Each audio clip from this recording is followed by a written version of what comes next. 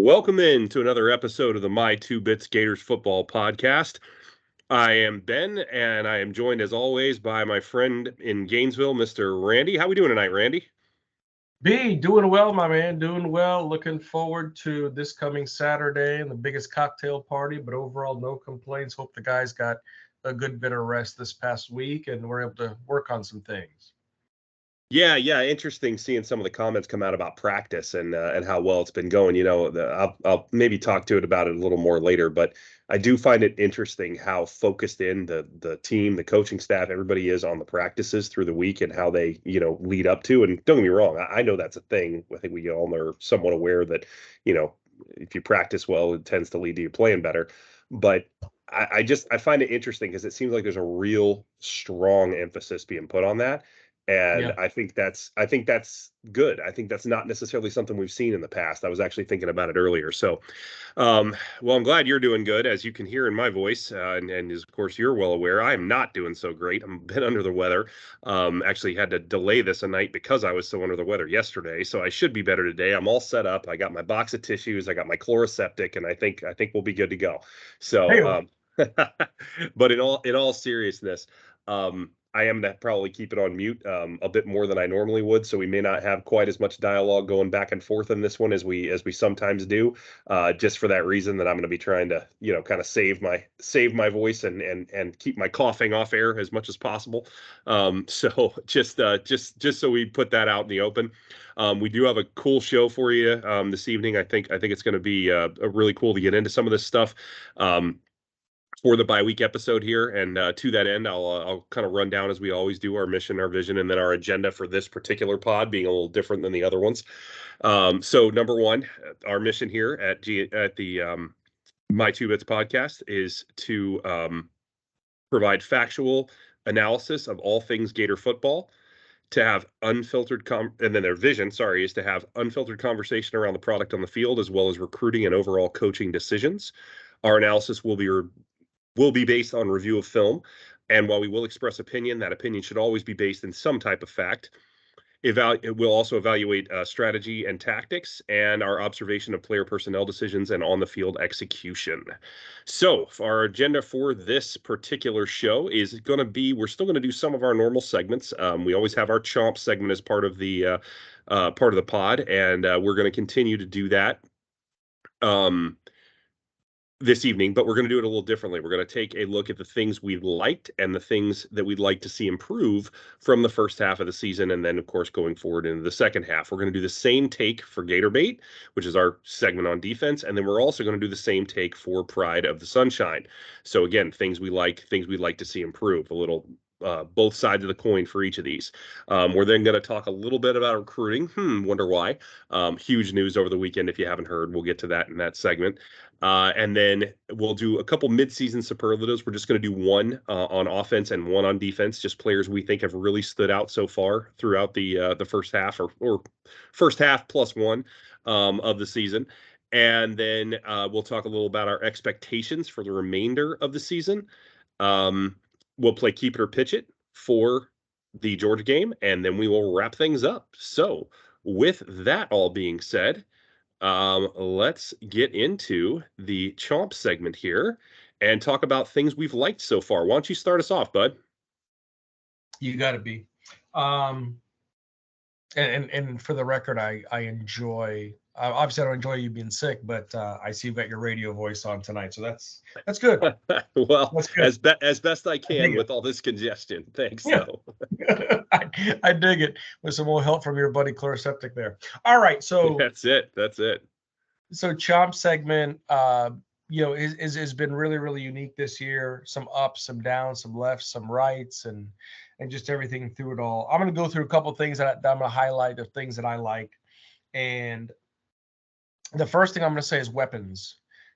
We have more weapons than I thought we would have, but not just in the sense of talent, in the sense of legitimate weapons, right? Trey Wilson, right? Twitchy Trey. He's turned into something phenomenal, right? We need to get him the ball more. What's the greatest way to implement him into the game scheme and things like that? Arliss Boardingham. Sounds like he should be going to Harvard with a name like that. Arliss has come on huge, especially with his big catches past couple games. Massive fourth down conversion in South Carolina for that comeback. Slick Ricky Pearsall. It's amazing to see what he's done thus far. So check this out. For Slick Rick, I'll point out specifically, he's got 44 receptions so far, 4 shy of his career high. And of course, those of you who don't know, he came over to us from ASU. Right now, he's got 619 yards, 42 shy of his career high.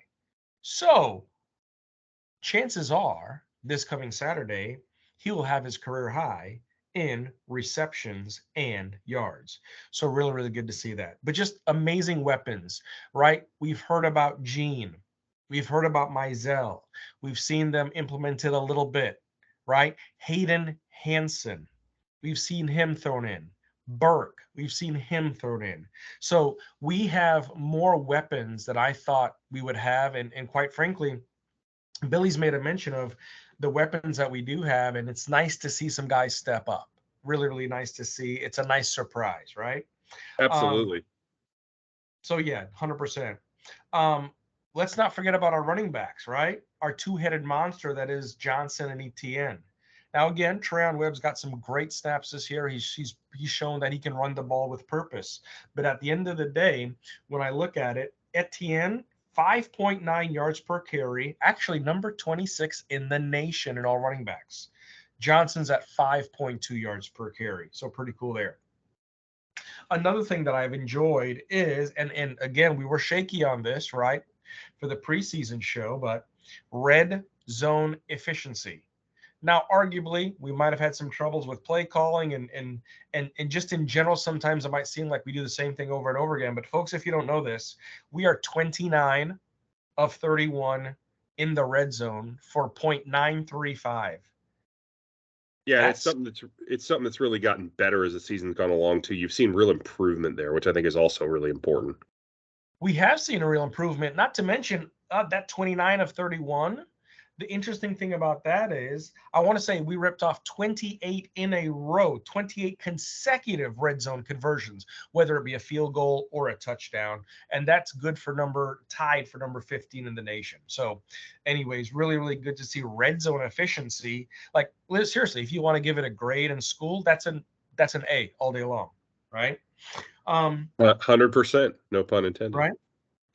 Fair. Another thing that I like, most people might not look at it, but time of possession. Gator Nation, not sure if you know, but we are averaging 34 minutes a game in time of possession. That's number 4 in the nation, or actually tied for number 3. Really unique. So when you look at Billy's scheme, his plan, is it ground and pound? We've talked about some of the drives we've had this year: 9 plays, 10 plays, 13 plays, 92 yards, 88 yards, 75 yards. Definitely on offense, when we get the football, we're definitely, again, whether it's trying to figure out the offense, stalling, whatever have you, time of possession means that we are controlling that football. And guess what? If you're controlling the time of possession, that typically means very good in the win column. Okay. And the last thing I'm going to speak to in things that I like is, I figure his name is going to come up a little bit tonight, right? But Mr. Mertz, when you look at what he has done, again, we weren't asking to come in here and be this golden knight. We weren't asking him to come in here and be a unicorn, but we knew he had some starts underneath his belt there up in Wisconsin, the land of dairy, right? 37 starts. So on that basis, Mr. Mertz, 76.2 completion percentage, good for number 3 in the nation. 1,897 yards, good for number 26 in the nation. Again, 12 touchdowns, 2 picks, not high on the touchdowns, right? Not high on the picks, right there. Averaging about 271 and change yards per game, good for number 28 in the nation. Regardless of the inconsistencies we've had on offense, we're averaging a total offense number 42 in the nation. And Mr. Mertz with yards per attempt, 8.51 yards per attempt, good for number 31 in the nation. And overall passing offense, 280.4 and change, good for number 32 in the nation. So having those things been said, regardless of the inconsistencies, regardless of the up and downs, regardless of some of the things that we want to see, overall, those are things I've liked to see so far. And that's what has created a lot of the calmness, I feel like, that will help, hopefully, with the fundamentals that Billy's trying to implement. That's what's going to help take us through the gauntlet of the second half of the season to where we're probably going to surprise the nation, and rightfully so. Hopefully we can do that. Wow. Oh, big call out there. Careful. I know. I know. Okay, I like it. Maybe we'll hear some more about that later when we talk about where we're going from here. I like it. I like it. I like the thought process, and I do think there's reason, to be happy with a lot of things that we've seen so far on offense. To the point that you made, is that all of them that you've got? I don't want to cut you off. Man, how'd you cut me up? I'm kidding. No. That's it. Four major points. Good deal. Good deal. All right. So I have four as well. I'm going to start where you finished, and that is going to be Mr. Graham Cracker, as you like to call him. He has really been more than we've asked for. I mean, we knew what we kind of needed out of him. I would say, especially when you look at the last couple of games, and especially obviously the last game, he's been even more than that. Now, I would say that there is probably a mixture here, based on kind of what I've seen, what I've heard, right, from hearing them talk to the media, from hearing them or seeing what we've seen on the field, right. I believe there's a mixture here of some of this was maybe Graham being a little cautious, right, not wanting to turn the ball over, taking the safe throw, even if there was a possibly a deeper one open, in some certain circumstances. But also there's a mix here of the play calling piece of it, right? And we've talked about this, right? That guys weren't necessarily consistently open downfield, right? So those shots he maybe looked for them and they weren't there to take because they weren't open, right? So this is where we kind of get into some of that stuff. Really saw that be much better against South Carolina. Now I know South Carolina is a terrible defense, right? So let's not get too carried away, but nonetheless, at the end of the day, I really do think that that he's shown that he has gone, far and away better than what we even asked. Like I said, it may not all be perfect, that's for sure, but we as a fan base ask, and as a program, really overall, ask more of the QB than probably most other places in the country. And I don't see a way that you can't say that Mertz has delivered so far this year, and really delivered on all accounts. So that's really great to see. I think maybe the most important thing, having said all of that, has been that it has been consistent. That we stressed this at the beginning of the year, right? We said, give me a quarterback who can consistently run the offense effectively and efficiently. And that's all we wanted, right? That's really all we wanted. We thought that with the weapons we had, as you discussed, really nice, points there. And then also with this defense potentially improving, which it has, even though there's still some question marks there. We know that, but it's definitely gotten better. There's no question about that. And when you look at it, all we asked for was that consistency, and we've gotten it in spades. I mean, really, again, even better than what we were looking for. So, yeah, hard to say enough about Mertz. I will stop there because I don't want to go too long about it, but he's been really, really exceptional. So dot point number 2 here is going to be Mr. Tricky Trey, as you spoke already about him, despite the fact that he's only played in like 5 of the games now. I think he just burned his red shirt in the last game. What an unbelievably exciting playmaker, man. And just oozes future potential. I mean, this kid is, I don't think there's any doubt how special he has the potential to be and what lies in front of him. I love how much we're getting him involved in the offense and in different ways, especially again in this last game, having him, do some carries, having him do the jet sweep, running the wildcat, whatever it might be, right? It's been really, really good. And we definitely need to continue that going forward and really even continue growing his role, even from what it is now. So yeah, that's a really good one, and I'm really excited to have him. Definitely something I love seeing. Next up is youth on the field. So I'm going to talk about this on both sides of the ball as a positive, but the youth on the field, we always want to see the best players play, right? That's just it. We don't care how, experienced they are. If it's the best guy and he's playing the best, he should be on the field. And it seems clear to me that that's what's happening with all the freshmen and sophomores we have playing, right? Because you don't see those guys play unless they're just the most talented guys. I mean, and sometimes even then you don't see them play, right? We can have a conversation about pass regimes, but I'll leave it alone. Um, while this does, sometimes give us, some execution stuff that happens, right? Guys not always 100% getting the assignment right, whether it's offense or defense. The experience these players are getting and learning is invaluable, right? And that's what's so big about this. It speaks to the future of where this team is going. You know, I mean, we've talked about it more than once. Next year's schedule is just horrific. Oh It's the yeah. hardest schedule I've ever seen in college football. And we are going to need a team worthy of that task. And I think we're working on building one. And I'm really, really excited to say that. So it's only going to make us stronger going forward the rest of this season and in next year. It just is. So last thing I'll call out as things I like. I almost can't believe I'm saying this, but I'm going to. The play calling that we saw against South Carolina, and even a Oh degree, my. yeah, right. And even to a degree against Vandy. We started seeing some concepts and some designs in the Vandy game that I hadn't necessarily. I mean, they're variations on what Napier's always done, but they were little tweaks on it, right? Some of those motions um, for or rollouts for the quarterback, right? And then some of the just play flow, I'll call it, right? Everything kind of flowing one way, and then the quarterback's rolling back the other, right? And then you're opening something up on the backside or all the stuff we were seeing with Arliss in that game. Anyway, I don't want to go too in depth with it, but it just really is starting to look like a more well developed offense. I really hope that continues. We saw some things last year early on in the season, specifically against Tennessee.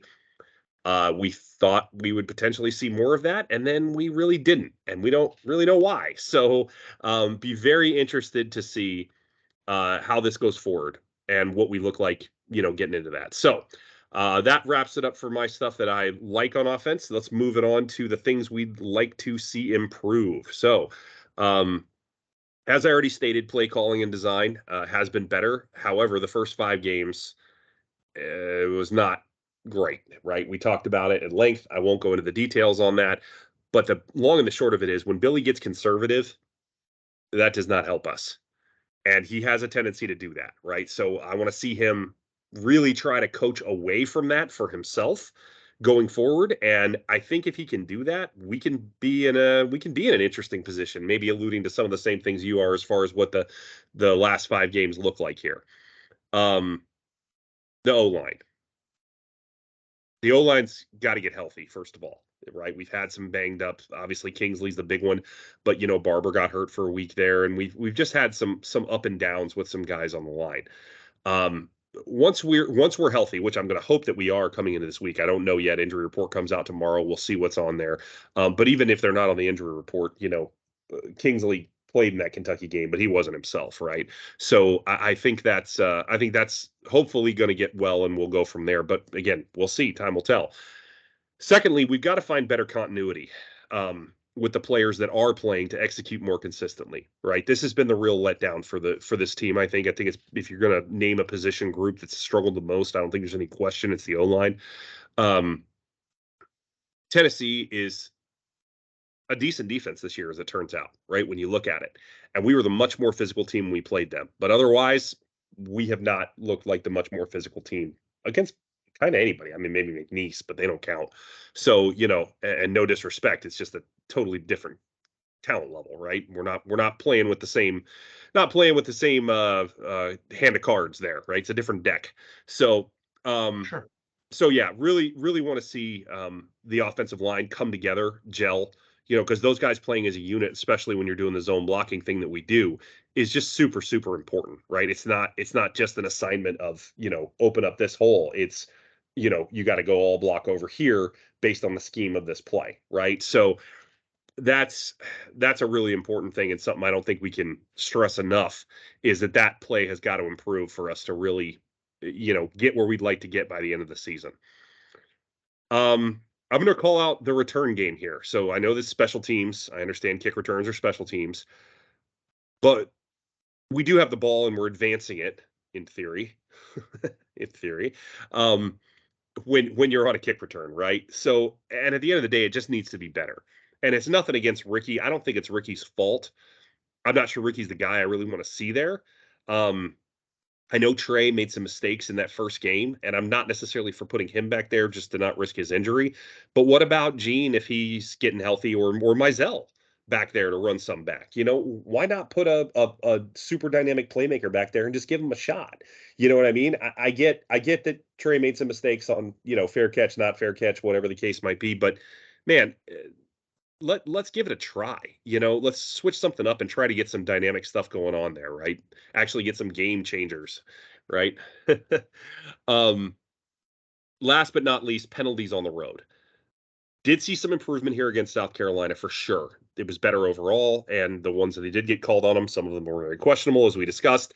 But it's got to be an emphasis going forward that we don't have procedural penalties, especially on offense. And it's just got to be a real stress focus for this team. It just has to be. I don't know whether it will or not at this point. It kind of feels like a coin flip to me, which I don't love saying, but that's just kind of where I'm at with it. But that's the last thing, and I'd really like to see improve going forward is just a little more consistency in that, especially on the non-home games. Right, home games have been pretty good, but the rest of it's been very questionable, as you know. So that's what I got for things I'd like to see improve on the offensive side. Why don't you take us through what you're looking at there?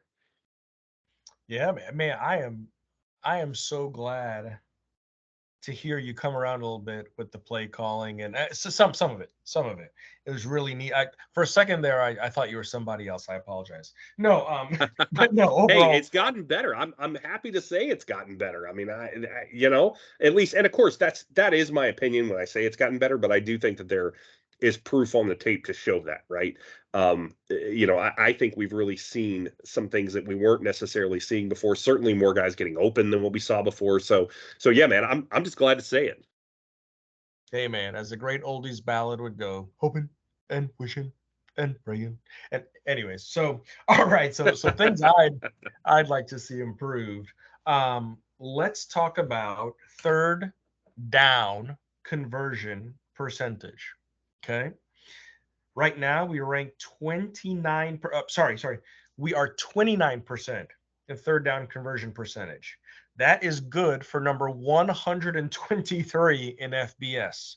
And in Yeehaw. case you're wondering, well, what were we last year? Glad you asked, Gator Nation. We were 40% last year, number 47 last year, right? 40% conversions, third down, number 47 the land last. And I get it. We got a few games left, but an abysmal 29% and 123rd in the nation. We have to find a way to get third downs converted in a more effective and efficient manner. Period. Yep. Period. Right. The next thing I want to see is, and this goes to the passing game, this goes to the overall offense as a whole, right? When we talk about weapons, we talk about speed, we talk about dynamic playmakers. Listen to this. We're scoring about 29.1 points per game so far this year. That's good for 65th in the nation, right? And again, FBS out of 133. When you look at what we've done in losses, 12.5 points per game, Utah and Kentucky. In wins, Yikes. however, 35.8, right?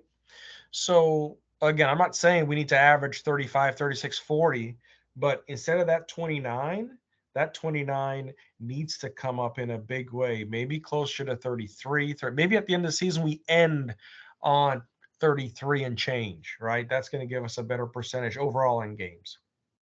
So scoring, I think, is huge. B, you touched on it. You touched on the penalties, but I'll take it a step further, a yard further. I'll take that. My thing is procedural penalties, but at inopportune times. So agreed, not as good on the road compared to home, right? Utah, 9 penalties for 46 yards. Home at McNeese, 5 for 35. Home at Tennessee, 5 penalties for 30 yards. Home at Charlotte, 5 for 35. Kentucky, 10 penalties for 86 yards. Home at Vandy, we had a little bit of a slip, 8 penalties for 70 yards. And at South Carolina, we cleaned it up a little, 6 penalties for 48 yards. More specifically, it just seems like we get an offside penalty on third and short. we get a emotion, an illegal, whatever the case might be happening on that side of the football, we're 3rd and 4, 3rd and 6, 3rd and 8, when we just put ourselves into a deeper hole.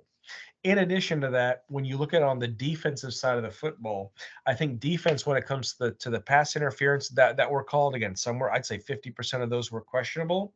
And again, a fluke same jersey penalty, that was what it was. All overall, we've done a better job with the penalties, especially after the Kentucky game. However, it's the timing of the penalties, not just the penalties themselves. So hopefully Billy's working on that with the guys. I mean, heck, we've got 2 O-line coaches, right, that can come together, put their heads together and figure out what we're doing, what these guys are doing procedurally. And B, you said it earlier. I think maybe it does have to do with some of the inconsistencies on the O-line, but at the end of the day, these guys hopefully have taken enough snaps to know when they need to shuffle their feet or when they need to move their head. So that is what it is. My last point on things I'd like to see improved for the Chomp segment is, in addition to playing off of that with the O-line, consistency on the O-line. So you used a great word, great word, continuity. This O-line is the key. And I think Billy said it well. We got hired here because of our offense, the way we coach in the trenches, and the way that we structure our lines. Okay, great. Yep. So guess what? As long as we can get the O-line straightened out, regardless of injury and inconsistency, that's going to be a huge thing. And in addition to that O-line, protecting graham cracker. I don't want to see him break like a graham cracker. I really don't. For those of you who know, it's really easy to snap a graham cracker. We do not want to see Graham's jersey dirty. We don't want to see him wincing. We don't want to see him limping. He needs good protection. And so with that, the other thing I want to see is in the passing game, we talked about vanilla before, right? I want to see that progression, right? Did we go from vanilla to a little bit of chocolate sprinkles or rainbow sprinkles and some hot fudge, maybe a cherry? I don't know. We're not getting the Neapolitan. We're not getting the strawberry in there and the chocolate that we need to see for the dynamic abilities.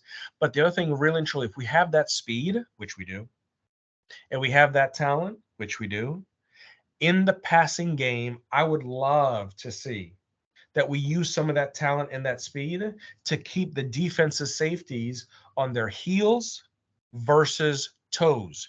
Even if it means we use some dynamic schemes to send some quicker guys out as a decoy. If you tease them enough, if you throw the ball long enough, you're going to start getting some safeties and some corners to shift and get them on their heels instead of toes. Now they're guessing to, of course, play complementary football when it comes to integrating the run game. So those are things I'd like to see improved on the Chomp segment. But overall, great points, B. Love it.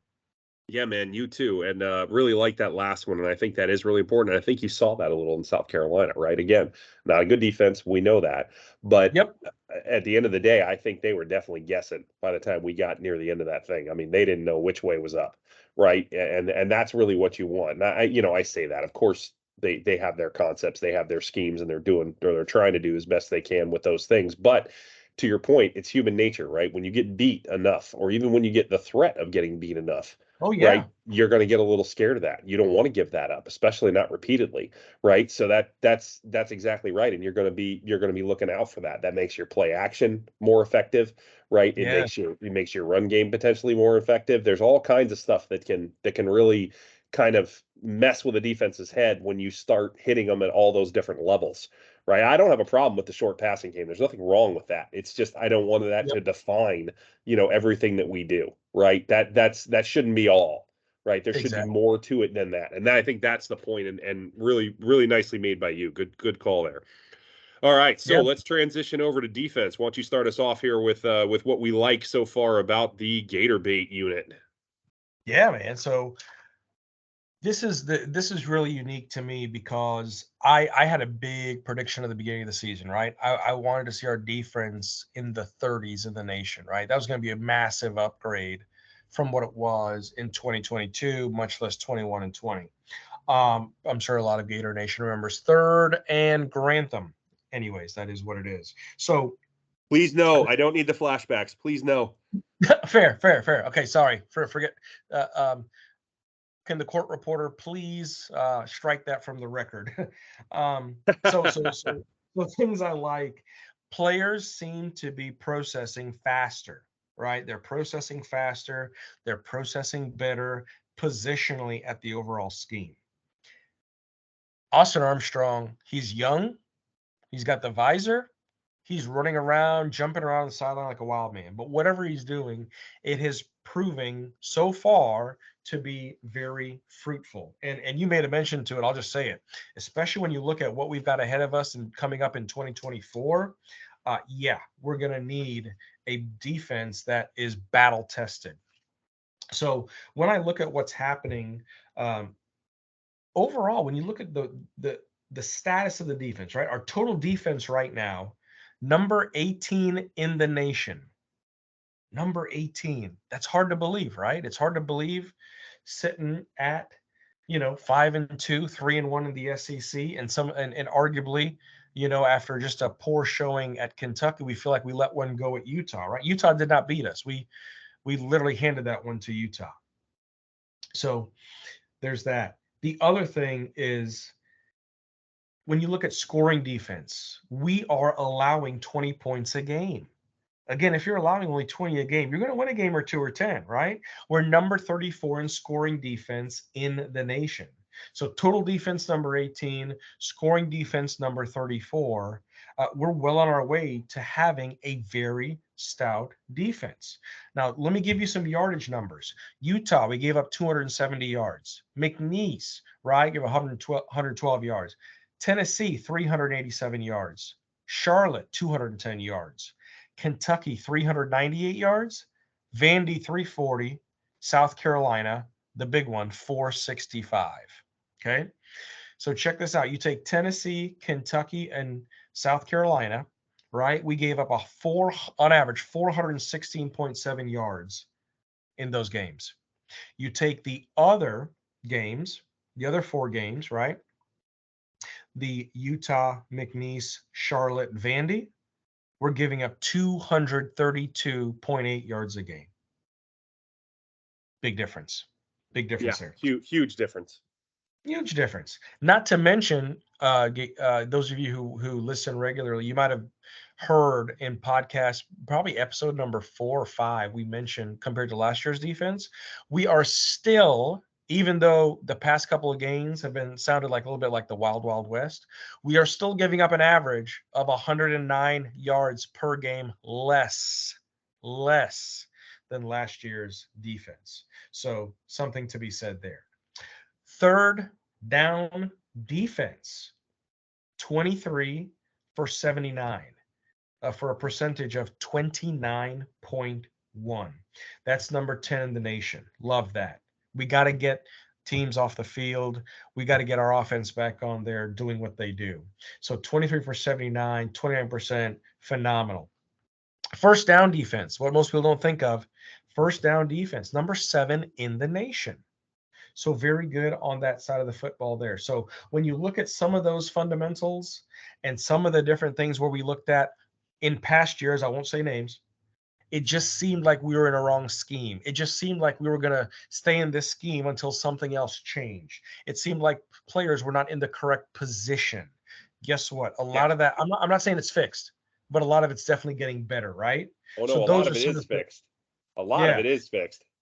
And that's the main thing, right? We just need to keep progressing to get it even better. And again, tightening the screws to refine it. So those are the things I like on Gator B. What do you have? Love it. Love it. Good stuff. And really good call out of this versus previous, right? I think because of some of the consistency issues, right? You called that out very well with the 4 games versus the other 3, right? And you look at those yardage differential. I mean, that's almost a 200 yard a game differential that you called out right there, right? I mean, that's massive. So you've got 3 games where we haven't executed super well on defense for whatever the reason, right? Whether it was some things the other team was doing that we weren't maybe prepared for, I'll say, against Kentucky. Which that's shame on us. We should have been more prepared for it, but execution wise, it just wasn't there.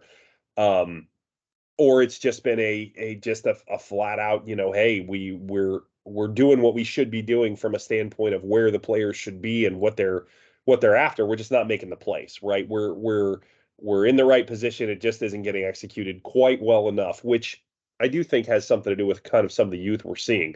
Yep.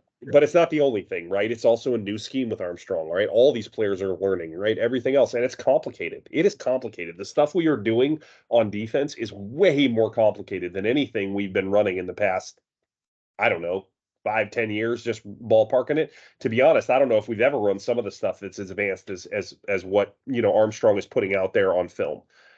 He is doing high level stuff, and when you're doing that, it's great when it works, right? But when the guys don't necessarily execute it well, then that's where the struggles come in, and we'll talk to that. So to the point Yep. that you had, and what I was just saying too, scheme and concepts have just been outstanding, really high level. And the execution of this has been more good than it has been bad, for the record, right? There's been more good execution on this than there has been bad execution. I know many times we've seen stuff like, I'll point out something simple, just very basic. Think about how many times last year we would have a blown coverage that you could see on TV and guys just running absolutely wide open. Now that's happened this year, right? It's happened, but it is not happening to near the frequency. Think back to like the LSU game. Every receiver looked like they were wide open with a 10-yard cushion that entire game. I mean, we Oh, couldn't cover anything in that game. It didn't matter who it was. Everybody was just wide open all game long, right? You are not seeing that this year in any game that we have played. Now, I know we haven't played LSU yet, and they are a very dynamic offense, so we'll see what happens when we get there. But I don't think it's going to look anything like it did last year, and that's my point, right? And it's funny because I really liked what I'd heard about Tony and what I'd heard about what he was doing when he was going to be the DC. I was kind of excited about him. We talked at the beginning of last year, actually, in all truth, that we were more worried about the offense than we were the defense. Whoops, got that one wrong. Right. So when you look at it, right. it's really nice to see that we're doing things that make sense from a scheme standpoint, that we're doing things that I would consider to be tactical, right? Against who we're playing against, and modifying that even in game. What a concept, right?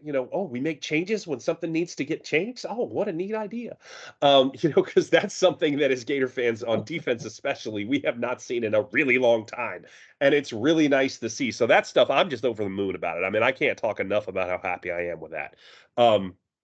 As I mentioned before, youth, right? It's really been much more good than bad, right? With the exception of Princely, which I'm not saying he hasn't been good because he's been very good.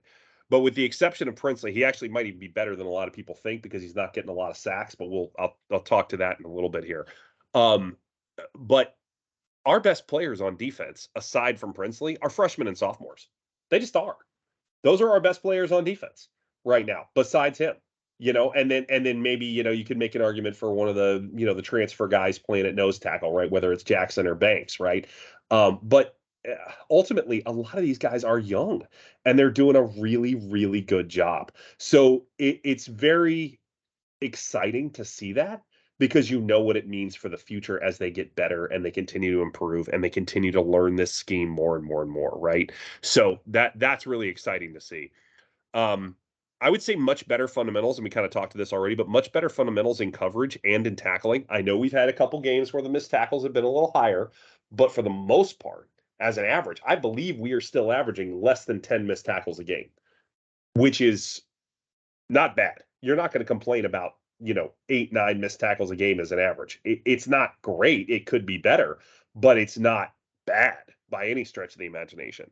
So that's something I'm really been pleased to see and want to continue to see it improve as well. I've also seen better communication from what I can see on the field, right? These guys are talking all the time. Last year, it was like Von Miller was out there telling everybody what to do. Von Miller, sorry. We didn't have Von Miller.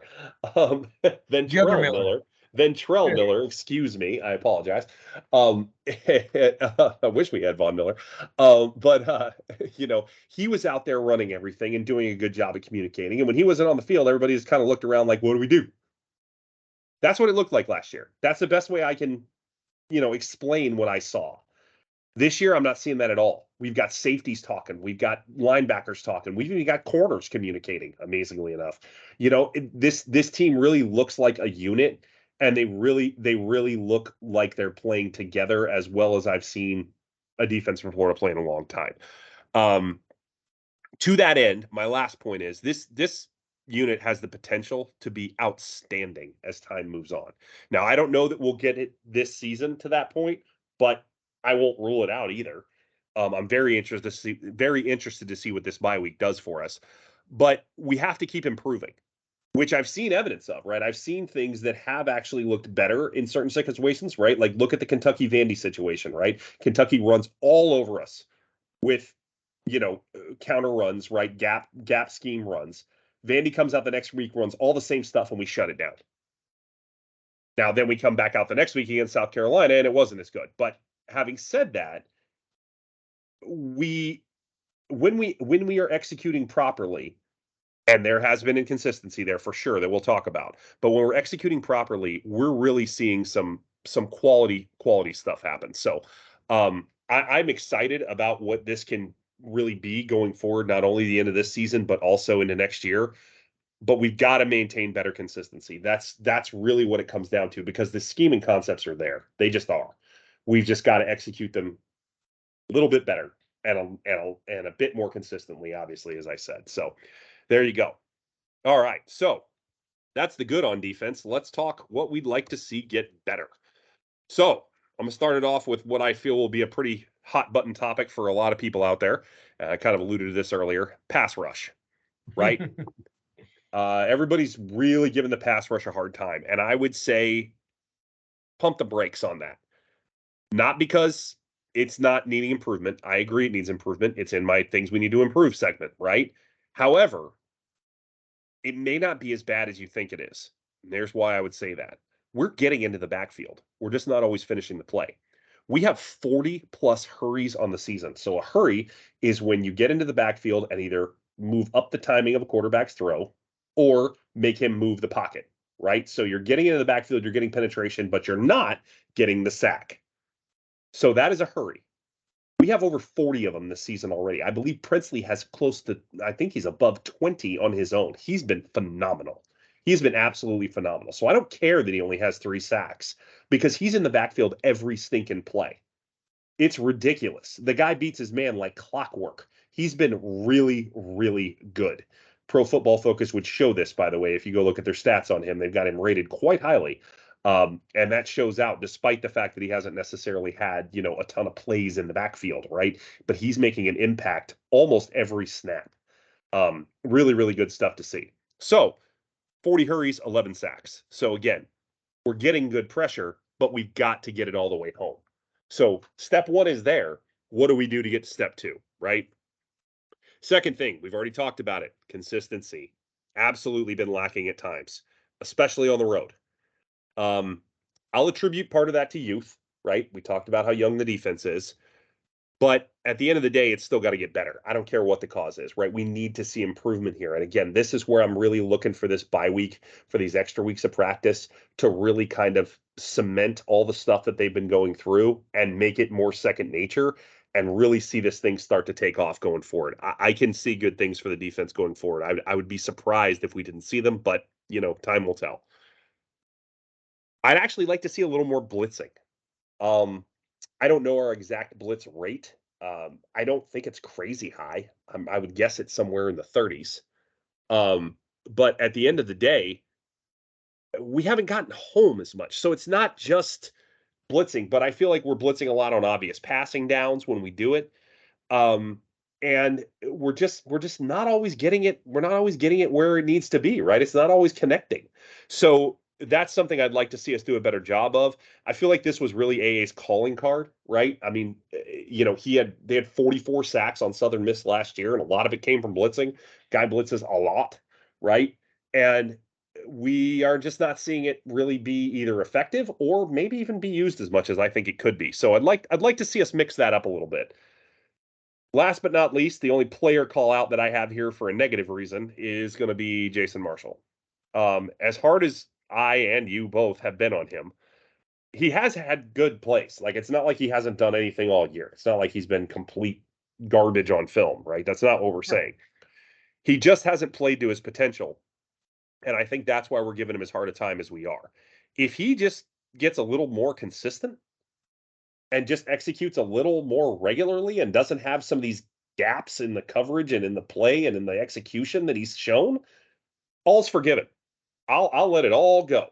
So hopefully this bye week, he got his head right. He got everything, that he needed to get right in his brain with how this is all working for him. And we really see him play to his potential the rest of the year. I'm hopeful for it. I really want to see it. And frankly, we got to have it because we don't have the depth at corner yet in terms of experience that he provides. So there's no way he's not still getting significant minutes no matter what happens. And he's just got to play better. So that's what I have for things I want to see improve on Gator Bait. What you got, my man? Great points, man. Great points all the way around. So I'll take that. I'm gonna second a couple of things that you said and some of my points, but very interesting. I'll keep the theme with our good friend Princely here. To your point, B, top 5 pass rush in the nation, right? Pass rush win rate, according to Pro Football Focus, 28.9%. So why is it on my things I'd like to see improved list? Real simple. 6 tackles for loss, 3 sacks. I believe he should have more. Yep. Just finish, baby. Just finish. That's it. And here's the thing. This is a results-oriented sport. Wins and losses, yards, touchdowns. Guess what? Sacks count there as well. And one of the things that I tell you what, when you look at the line that we had over the past years, when you look at Brenton Cox, I know he's no longer with the program. That was what it was. But standouts like that and some of the freaks of nature that we've had, it's a shame that we don't have more sacks than we actually have. So that is what it is. With that, I'll say consistency in the D-line, right? We have a tendency to, like you mentioned, stop the run, rush defense, very good, show up. In Tennessee, with Tennessee's O-line, just absolutely stunned them in the first half. It was just like Tyson S, just left, right, cross, over, uppercut. And they were going to halftime going, what in Sam Hill just happened? Yep. We have the ability to do that. And then yet we go to Kentucky and just, you let Ray just run all over. Just give him the keys and say, okay, go ahead, take the tractor. We'll see you when we see you. So consistency on that side. Because that's the other thing too, and we've mentioned this with SEC football, you've got to control the trenches. That sets the tone for a lot of things moving forward. And here's the thing, to that point, we need it. When we needed it really, really bad in the fourth quarter of South Carolina, they did deliver. They did. Yes, they did. Stuff, it's a very good point, right? It is a very good point. Stats don't talk about those kind of things. No, they don't. So we're not saying they can't do it. It's just the fact of, we saw it, we like it, we kind of want some more of it in a more consistent fashion. That's it, right? Giving up explosive plays. So I mentioned the yards per game before, and so here's the thing. When you look at those explosive plays, especially against Kentucky, especially against South Carolina, over 15 explosive plays. That's a lot. That is a lot. That's a lot. Right. And so there's a reason why. Now, again, B, to your point, I think that makes sense. When you're running the type of scheme we are, when you're running a lot of man, when you're running a lot of those things, you're going to get beat, and that's fine. It showed. It happened. Happened in Tennessee. Definitely happened Kentucky, more so in the sense of from the run game, and then South Carolina. that was the run game. That was what was so tough about that one, having that many explosives on the ground. Bingo. And then you saw the secondary get exposed a little bit, at the South Carolina game because Rattler threw for 100+ yards, more than I thought he should have thrown for, but that was what it was. So again, consistency on those sides. Is it youth? Sure. Is it inexperience? Sure. But at the end of the day, there's been glimpses of just great play and great positioning and great tackling. So to your point, B, I went ahead and did an average as you were talking there. So check this out. Utah, 3 missed tackles. McNeese, 6 missed tackles. Tennessee, 11 missed tackles. Charlotte, 7 missed tackles. Kentucky, 19 missed tackles. Vandy, 6 missed tackles. Yeah, South Carolina, 8 missed tackles, right?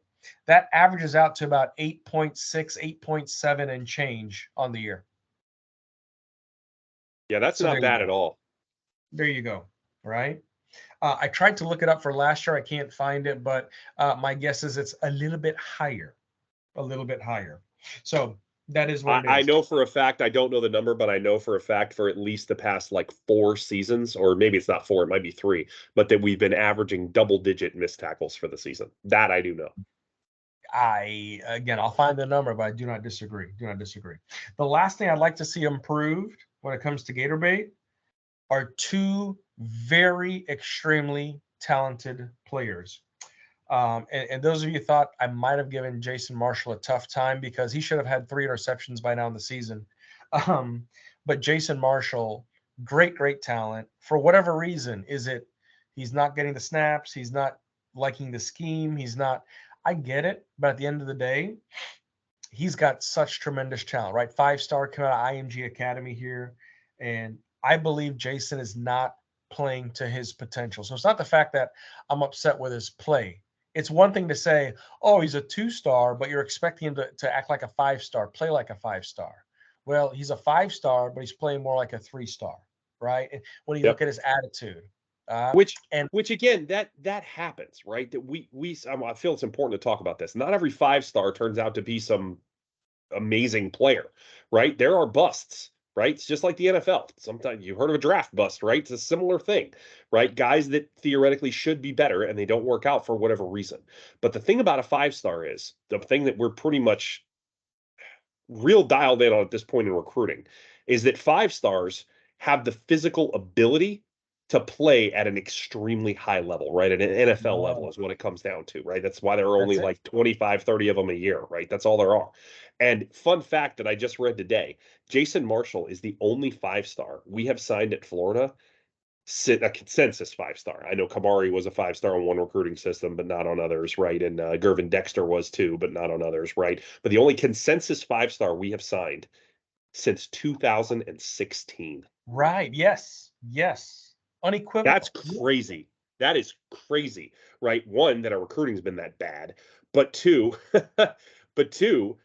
that this is the guy. Like, this is the guy. He, by all accounts, has the physical talent and ability to go out there and cover anybody.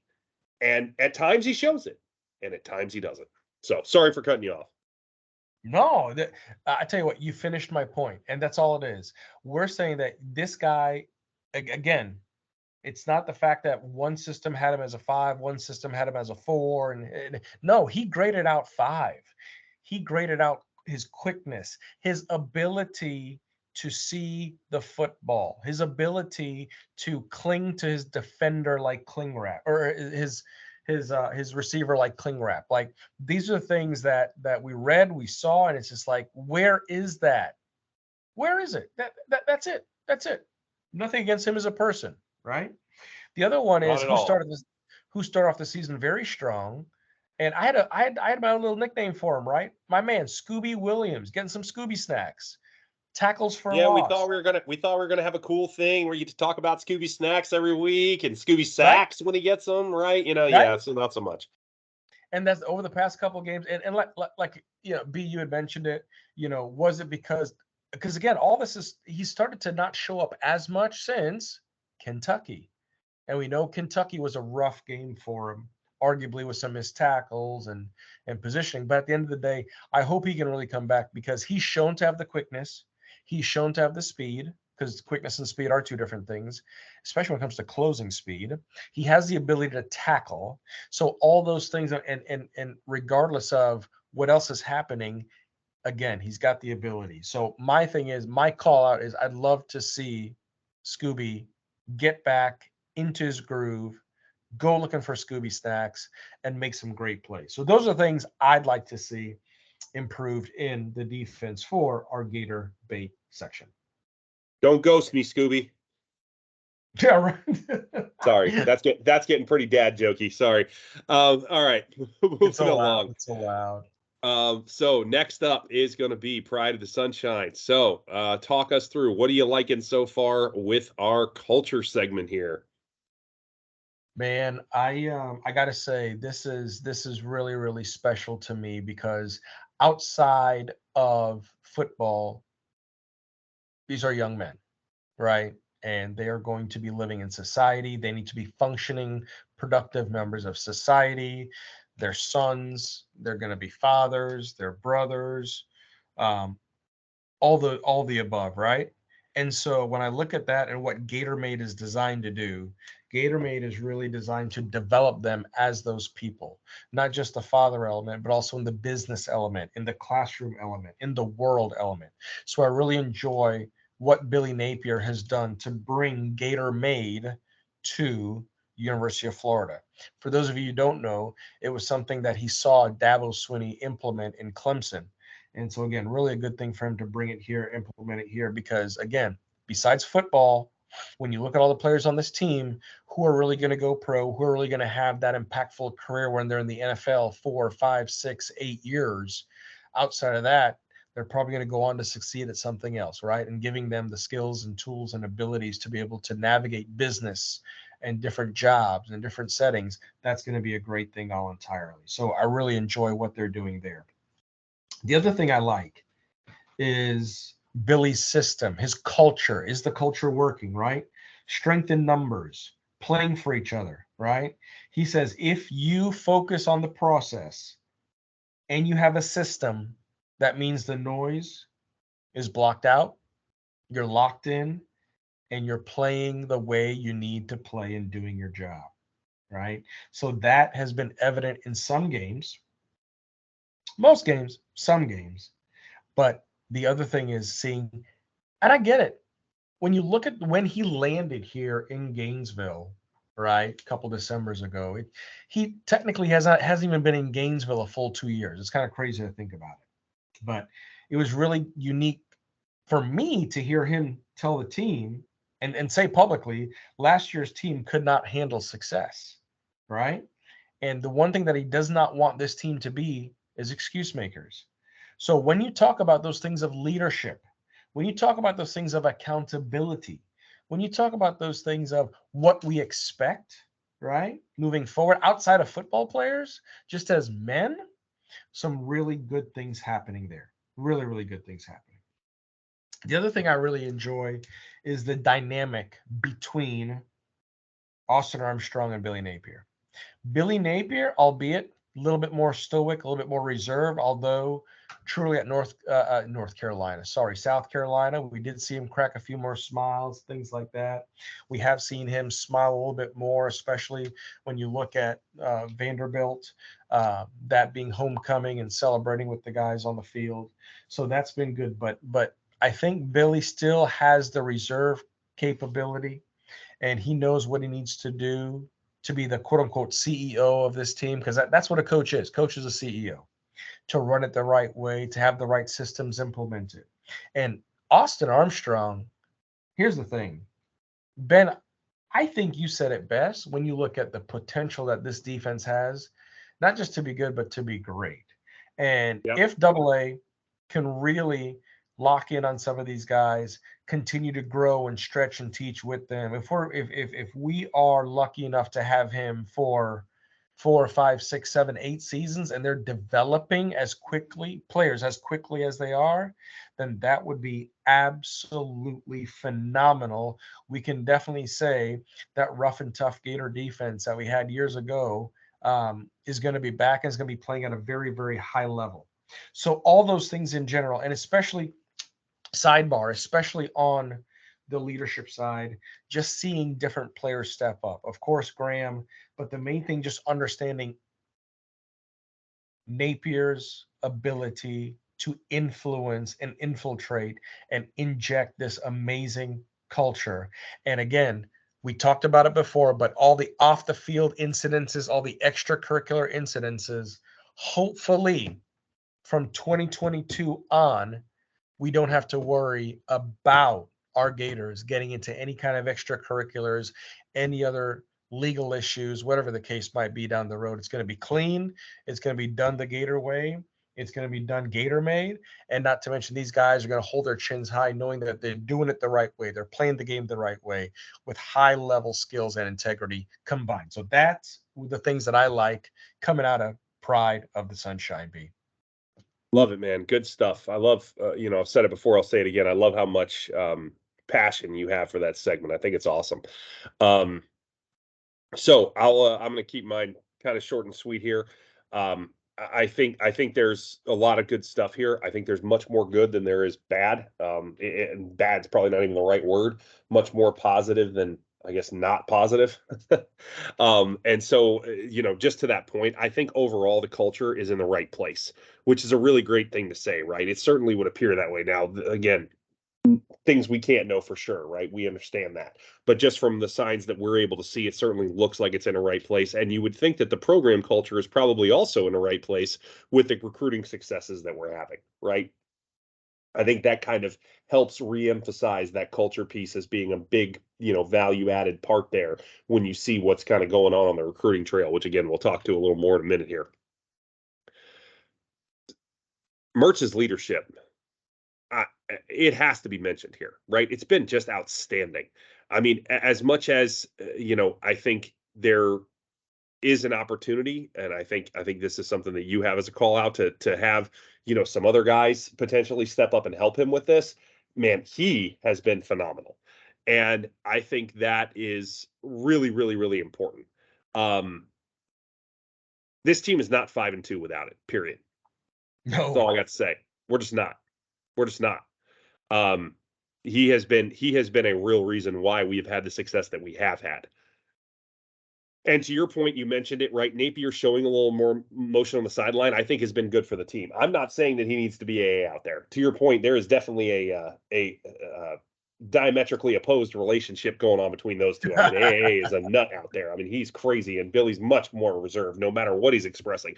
But he has been showing some more excitement, some more joy with the players and stuff like that on the sideline. And I love it. He's just getting a little more involved emotionally this year, it seems like. And I think the team's responding to it. So that's why I like it. So that's all I've got. Like I said, short and sweet.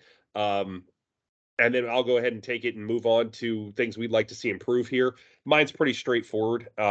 Teams with a good or a great culture, which I really do think we're building, but maybe we haven't quite got it all together yet as terms of, every piece.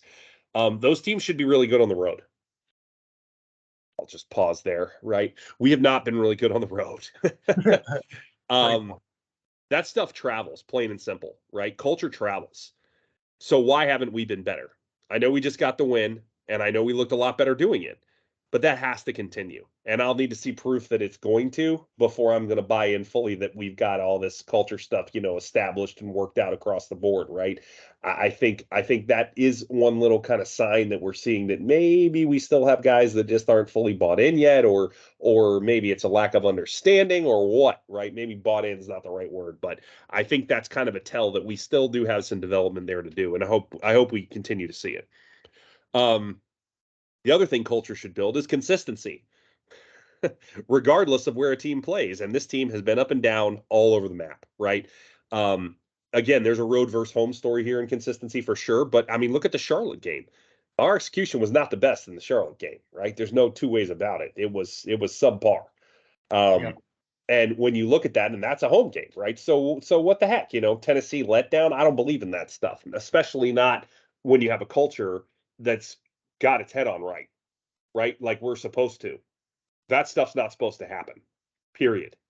So I think, again, there's opportunities here for us to improve on a couple of things, but that's really all I'm going to call out.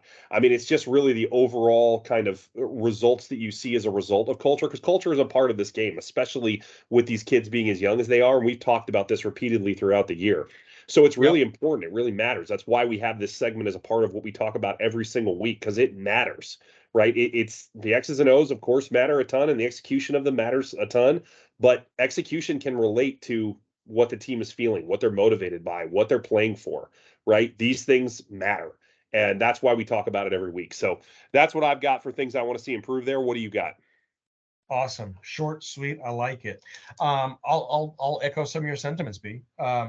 Preparation, right? And not just for the away games. Yes, away games, more just in general, the consistency of the preparation. If the culture is working, if the other systems are working, then yeah. It's just got to show through and through. Great call out on the Charlotte game, because that was in the swamp. Yep. That was a later game, and it was what it was, right? It was just it lacked wow, it lacked proper execution, good execution. Anyways, is what it is. Hype, hyping up, hype men, hype figures. Brandon Spikes coming back, getting his degree. Great, good for him, right? But the other thing is, he's there on the sidelines. Do we really need Brandon Spikes hyping up the team? Do we need him to amp up the team? Do we need former Gator greats coming back? Now, the one thing I love about Napier, he says, hey, if you were part of this program, you walked on that field before us, guess what? You're welcome back. We'd love you back. Great. But are they really necessary to amp up the squad? Where's the self-motivation? Where's the self-amping up? Knowing that I'm going to go out there and play for the orange and blue and represent the way I should, right? So that's one thing. It just seemed like, and B, you made a call out, regarding Ricky, and correct me if I'm wrong, but before the South Carolina game, he's looking around the locker room going, for the first time all season, it's like, okay, everyone's ready to go. Like, wait, what? How long did it take? Yeah. 7 games, baby. 7 games. And again, I hope, that might have been a little bit of TV speak, but either way. Hopefully. Yes, hopefully. My thing is, where's the inner motivations to just know that you're going out there and, again, going back to the coach thing, playing for your fellow brother, your fellow teammate. The last thing I've got as far as things I want to see improved, man, and I mentioned it earlier, Graham Cracker. Tremendous. B, I couldn't have said it better. Great leader. He is exactly what we needed. Without him, we are not 5-2. We are probably another record where a lot of the football world thought we were going to be midway through the season. It might be 2-5, honestly. You want to flip the script. We don't want to speak that into being, but I don't disagree. So on that basis, I would love to see someone else come alongside and help Mertz carry that torch. Some support, some another voice. Don't get me wrong. Graham's pretty cool under pressure, right? He's got the deeper voice. He's reserved. He's got a lot of snaps under his belt. But I really would like to see somebody else step up and give him a little bit of aid because, again, he's taken some big hits this year and he's come back. But the other thing, too, is for whenever it gets to a position where he gets down or and I hope he does not, gets injured, whatever the case might be, we just need another voice to be able to come in and just continue what he has started. And I believe, listening to him, okay, he's having as much fun he's ever had. He's enjoying playing in the swamp, this crowd. He's having more fun he's had playing the game. That I don't think that's TV speak. You can just hear it in his voice. He's just genuine when he says it, genuine in his face. So we need to give him as much support and also find another leader to come alongside to give him that bouldering support that he needs. So it's not solely on his shoulders. Yep, for sure. For sure. And outside of that, that's it, bud. Good deal. Good deal. All right, we will move it along to hatchlings real quick, and this will be it will be a brief update, but man, is it a big one. Huge news here. If you somehow haven't heard, and you're, maybe not everybody keeps up with recruiting, but this made headlines all over the place over the weekend. The biggest headline is Billy Napier figured out how to win on the bye week again, right? So this is how you win on the bye week. You land a consensus 5-star player, consensus with everybody but Rivals. I don't know, for some reason Rivals has this guy outside the top 200. The other 2 recruiting services have him in the top 10. So how do you do that? I don't know. But regardless, we use On3, right? And that's what we look at. On3 has him rated as the 6th or 8th. I can't remember which, if it's 6th or 8th, but regardless, top 10 player in the country. That's just ridiculous, man. I mean, we haven't had a recruit that high in quite some time. When we look at this is a big get, and the kid looks amazingly special. 6'6", 270. Though I did see 270, 275, and 260 all is his weight. So once again, we can't even get a weight stat right. So whatever. No, but at the end of the day, we'll say 260 plus. How about that? And 6'6", and man, he can move too.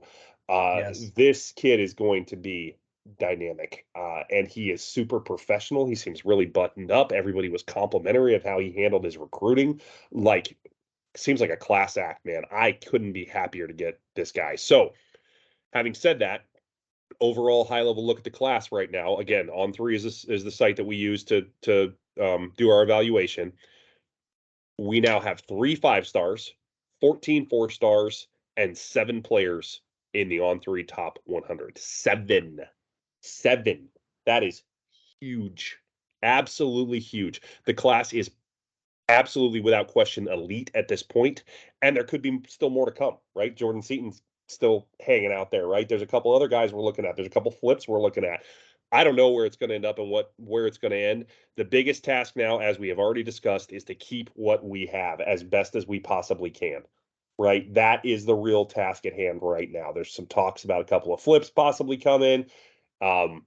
I don't know if they will or not. Time will tell, right? But we have got to do what we can to keep this class because it is just fantastic. There's just no two ways about it. This is a game changer of a class.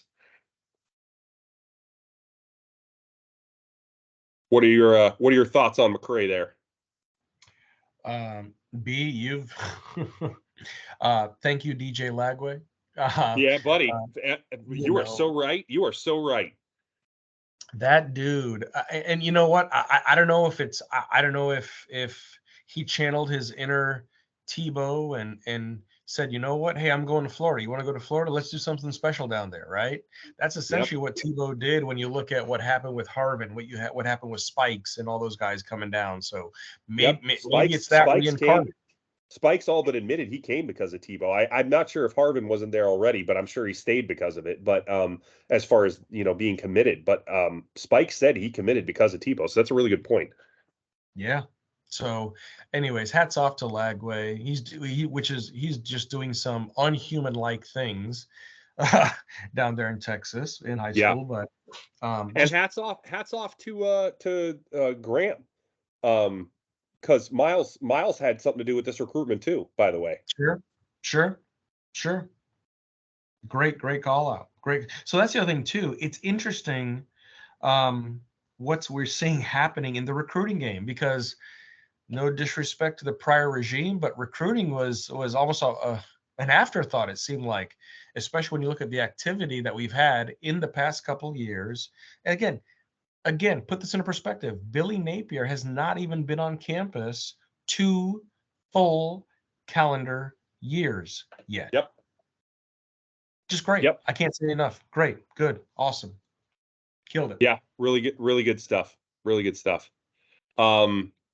All right. So let's talk midseason superlatives. So started off with offense here. Again, we're just doing one player, one side of the ball.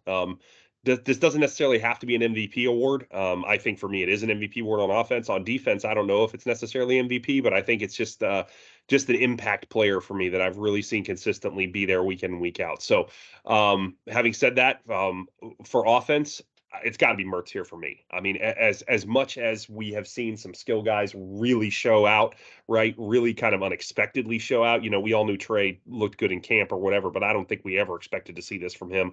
Arliss has been outstanding, right? And of course our running backs have been solid, though they've had a tough road to hoe sometimes because of the offensive linemen. But regardless of that, for me, it's just got to be Mertz. There's just no question. He has been outstanding in both of his play and in keeping the group together on a winning path with his leadership, right? We've talked about it extensively, and it's just outstanding. And that's all I got. So who do you got for offense, bud? Same. Yeah. It's really here. And here's the thing for those of you who know or don't know, like we compare on the agenda. This is a modified agenda compared to the regular pod, but we just basically had, hey, how many points do you have for this? How many points do you have for that? We do not necessarily, we don't get into detail. We just don't, as far as what our points are, especially on this for midseason superlatives. And for me, the main thing about Mertz to see what's different is I am so proud of him to see what he's been able to come in here and do, knowing what he heard about how the Gators were going to finish, right? Oh, Gators over at 5.5. Okay, great. Mertz, coming out of Wisconsin. He lacks this. He lacks this. He lacks playmaking ability. He lacks mobility. Okay, keep talking. And just so proud of him, and to see the leadership. And not to mention, he was interviewed by SEC Nation, a couple days ago or end of last week. And it was really neat to see him talk about the team and talk about the guys and talk about the team and talk about where he is and why he's doing what he's doing, and just stays out of the spotlight, willing to share the love. And so with those things in mind, that's why my midseason superlative on offense goes to Graham Cracker Mertz. Love it. Couldn't agree more. Who you got for defense? Defense. So this is tough. So I looked at a lot of different stats. To be honest with you, based off the start of the season, I thought it was going to be Princely. And again, as we mentioned earlier, a lot of great numbers on him, although it doesn't necessarily show in the sack column. All the other metrics point very, very well.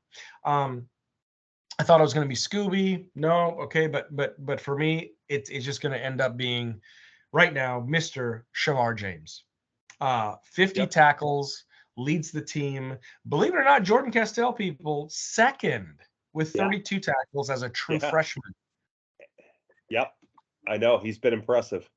Whoa. But when I see what Shamar has done, the leap that he's taken to be almost the quasi Ventrell Miller, the quarterback of the defense, looking over to the sideline, turning his helmet, making sure, pointing, making sure people in the right position. Really, really proud to see him and the leadership role he's taken on the defensive side of the football, as well as the responsibility he's taken to play in the middle, and not to mention 50 tackles, doing a great job. And just, again, he's going to anchor that defense in a big, big way. Hopefully, I feel here in the second half to finish out this gauntlet of a season. But for me, defense, midseason superlative, Mr. Shamar James. What do you got, B? I like it. It was definitely one I considered. I too considered quite a few here. Castell was on my list, actually. Princely was on my list, and Shamar was on my list. But I ended up going with Jaden Hill. Oh, wow. Yeah. So Jaden has been absolutely outstanding in the star position. And you need to remember that he never played it before this year. Right? He was playing corner his whole collegiate career up until now, right? Before the ACL tear, after the ACL tear. This is the first time he's ever been asked to play that position, and I'm not sure he could play it much better. He's been outstanding. He has been absolutely outstanding. Now, I know Star doesn't always have an impact, right, on everything that's going on, but he has been really solid in coverage. Very rarely has he missed an assignment. Very rarely has he misplayed an assignment. It has happened, but it hasn't been bad. His tackling has been outstanding. He has made so many tackles at or behind the line on quick screens and plays, quick game plays out to the side. He gets off his blocker and he goes and he makes the tackle. He has been a really, really solid defender for us this year, and I think a big part of the reason why the defense is playing as well as they are. So that's my pick. Little maybe came out of left field on that one, but I really thought about it and I was like, you know what? I'm giving this to Jaden, man. He's really done a great job, and I think he'll continue to do so. So, all right. So yeah, man. Thanks. Expectations for the remainder of the season. All right. I'll get this one started off. Easy to get deep in the weeds here. I'm going to try not to do that. I'm going to try and keep it pretty high level. I expect that we'll continue to improve. That's really my expectation as a whole for the team for the rest of the year. We've shown that so far this season. With the only real regression, I would say, being the Kentucky game, right? I know defense against South Carolina left something to be desired, but that was also a better offensive team than the ones we've been playing, right? So in fairness, I think you get a little bit of forgiveness there. But we have a tough road to hoe on these last 5 games. I mean, we've talked about it. It is not getting easier. From a win-loss standpoint, I'd like to see 2 and 3 to close it out. I would be very happy with 2 and 3 to close it out. I know some people may be being like, what? I think it's going to be hard for us to get much more than 2 wins going out of this thing. If we do, phenomenal. I love it. 3 and 2 is outstanding. But at the end of the day, I really just want to see the team continue to get better. Even if we don't go 2 and 3, what if we go 1 and 4, right? I'm not doomsdaying that if I still see the team continue to improve. And I think that's possible with the slate of games we have in front of us to go 1 and 4 and still see improvement, for the record. Closing strong would really be helpful. And I do think the players playing in the bowl game this year would be helpful as well. And I think that has a much better chance of happening because of all the youth. But we'll see what happens there. But the team has a lot of really good momentum right now. And I just want to keep that going by giving Georgia a game, win or lose, right? No matter what the final score, let's give them a game. man. Let's go out there, and we have some unique opportunity this year against Georgia. We're really in a much better position to play them competitively than we have been since Trask was here. That's really what it comes down to. I'm not saying we're going to win. I'm not going to call for a win, but at the end of the day, we have a better chance than we have had. Let's put it that way. So that's what I've got for what I want to see for the rest of the year. Where are you at with the team as a whole? No, man, great points.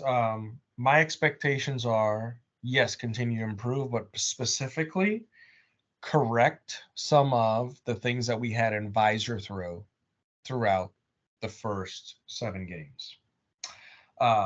Specifically, again, the procedural penalties at the most inopportune time. If we can reduce that by 3 to 4 penalties, right? 10, 15, 20 yards a game, it's going to do something truly special when you look at shooting ourselves in the foot.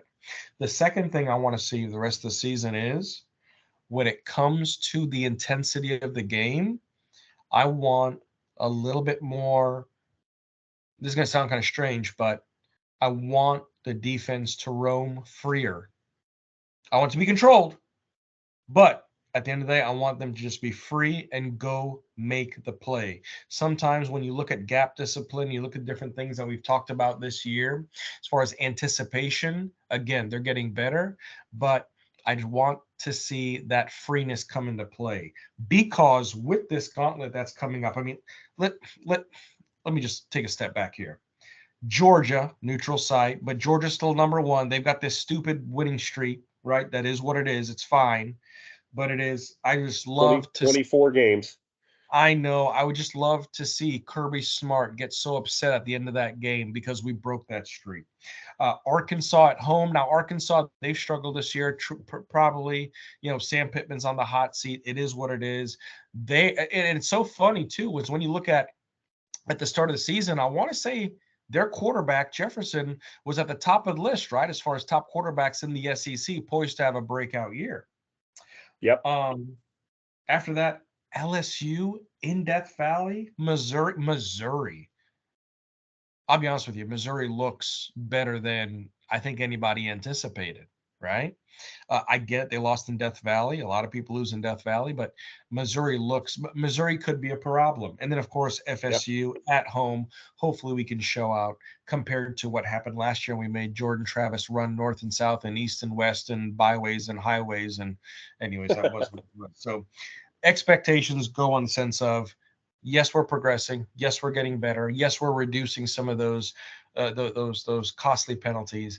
But in addition to that, we're playing freer, we're playing better positionally, and we start to clamp down again, because this is going to be a tough gauntlet to go through. We've said it, but if they can just tighten down the screws a little bit more and work on the scheme, refine the tackling, that's the other thing. If we can finish out this year with these remainder of games, right, in these next 5 games, and we can average under 10 tackles a game, that's winning football.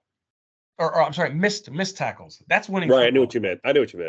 Yeah, that would be phenomenal. And then the other thing is energy level. I expect the energy level to be high. I expect it to be organic. I expect them to be ruckus on the sideline. And I expect there to be a lot of self-motivation to finish out the season, because hopefully, again, it's almost like if I just do it one time, then I have that belief I can do it. Well, guess what? You upset a major SEC rival in Tennessee, and you won a high-profile shootout in Columbia. So guess what? You can do it.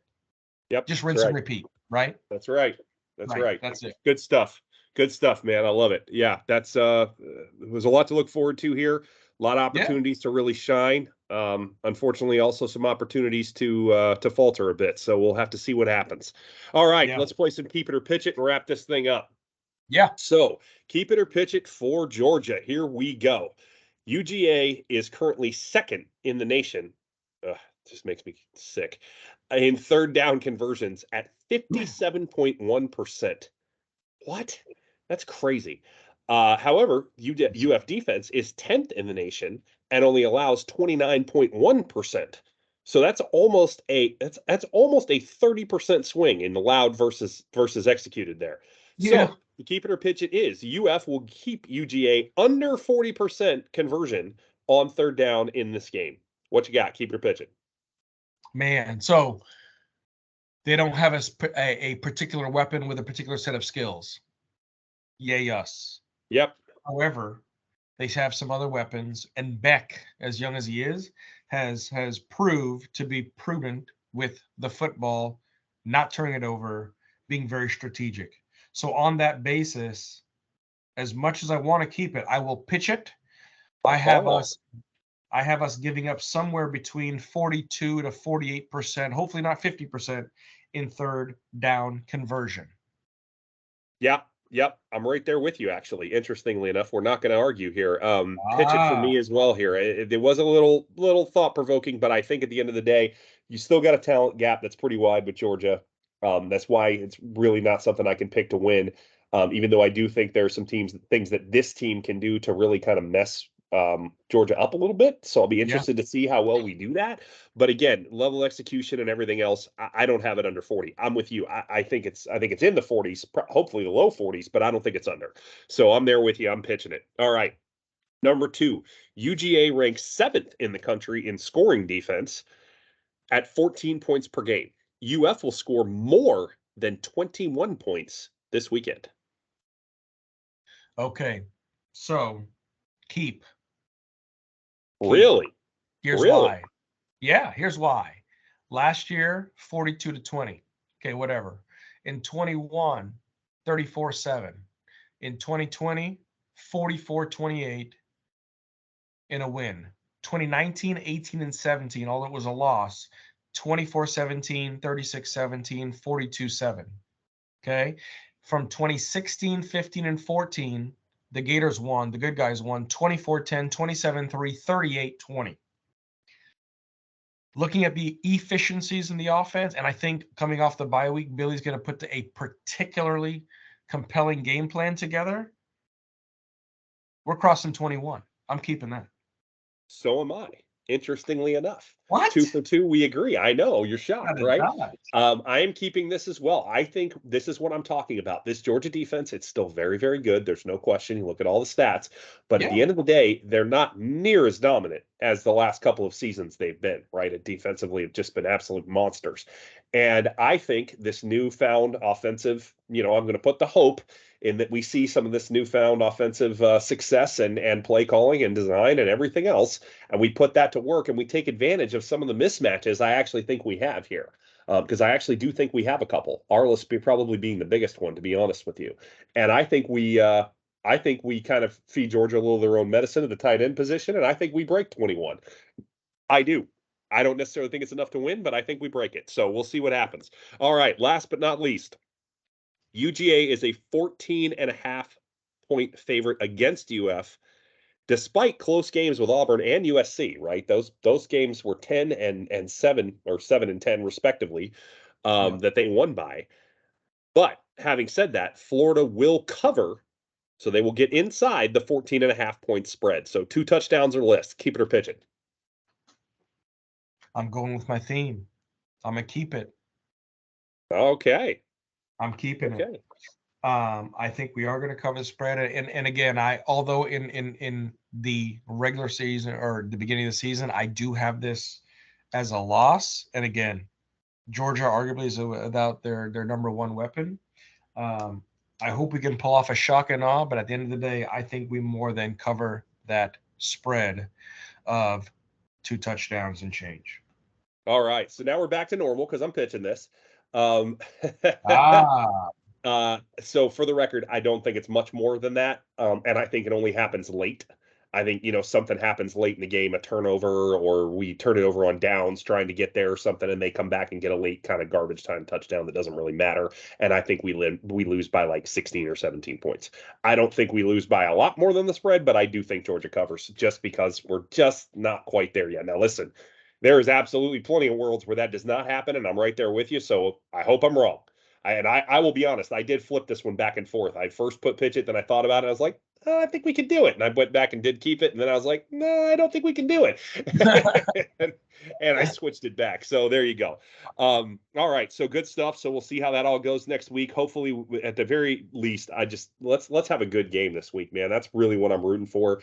A Yes. solid effort, a good contest, and a good game. The win would be amazing, but I'm not seeing that as likely.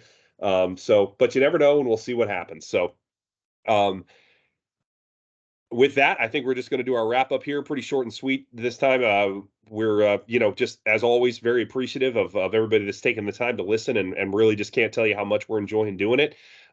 Even here on a sick day, right? Out here, out here doing this for me. So I must love it, right? I must really have the passion for doing this, and I know obviously Randy does as well. So, Yeah, man. really, really appreciate it. Thanks for your time and all your thoughts and points as always. And with that, wherever you are and whenever you may be listening, thank you for taking the time, and we'll see you around, Gator Nation.